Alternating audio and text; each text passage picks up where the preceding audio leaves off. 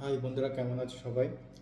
আজকে যারা সকাল থেকেই ইনস্টাগ্রাম খুঁজছো বা দেখো প্রতিদিন নর্মালিভাবেই, তো তারা একটা জিনিস লক্ষ্য করছো, মানে স্ক্রোল করলেই তোমার মানে ফিডে চলে আসছে সেন্সিটিভ কন্টেন্ট। কেউ কাউকে মেরে দিচ্ছে, কেউ কাউকে, মানে কি বলবো, এমন এমন জিনিস, মানে অনেকে তো দেখেই মানে ভয় লেগে যাবে। তো এটা কিসের জন্য হচ্ছে অ্যাটলিস্ট, মানে এটা যতটুকু জানা যাচ্ছে যে এটা, আমি এক্ষুনি কম্পিউটারে দেখছিলাম ওটা নিউজটা, এবার থেকে কম্পিউটার তো দেখে জানলাম যতটা।